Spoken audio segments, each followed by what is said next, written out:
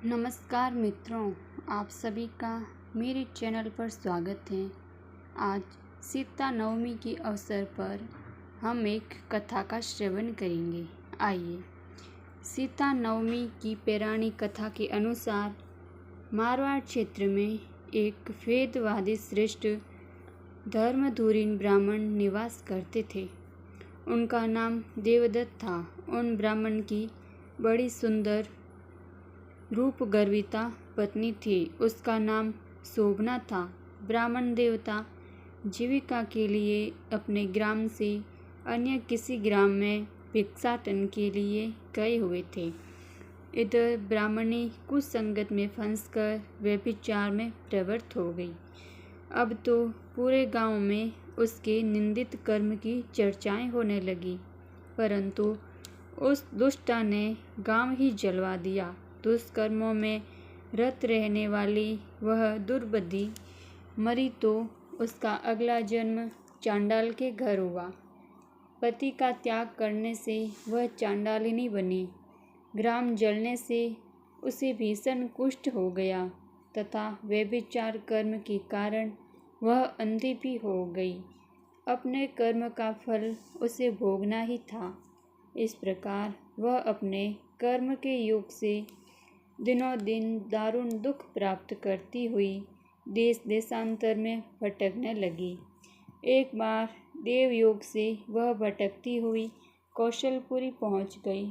संयोगवश उस दिन वैशाख मास शुक्ल पक्ष की नवमी तिथि थी, जो समस्त पापों का नाश करने में समर्थ है।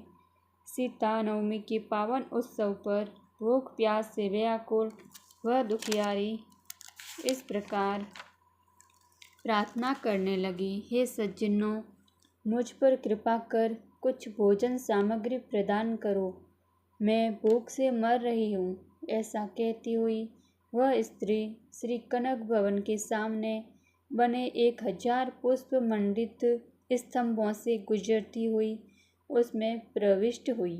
उसने पुनः पुकार लगाई, भैया, कोई तो मेरी मदद करो, कुछ भोजन दे दो। उसे तुलसी एवं जल प्रदान किया। वह पापिनी भूख से मर गई, किंतु इसी बहाने उसे सीता नवमी का व्रत पूरा हो गया। अब तो परम कृपालिनी ने उसे समस्त पापों से मुक्त कर दिया। इस व्रत के प्रभाव से वह पापिनी निर्मल होकर स्वर्ग में आनंद पूर्वक अनंत वर्षों तक रही।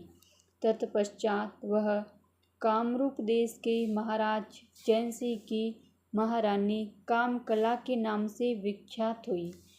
जातिस्मरा उस महान साध्वी ने अपने राज्य में अनेक देवालय बनवाए, जिनमें जानकी रघुनाथ की प्रतिष्ठा करवाई। इस दिन जानकी स्तोत्र, रामचंद्राष्टकम, रामचरितमानस आदि का पाठ करने से मनुष्य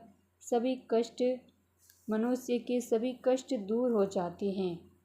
सीता नवमी पर जो श्रद्धालु माता जानकी का पूजन अर्चन करते हैं, उन्हें सभी प्रकार के सुख समृद्धि प्राप्त होती हैं। कथा संपूर्णम। तो बोलिए जय सीताराम जी की।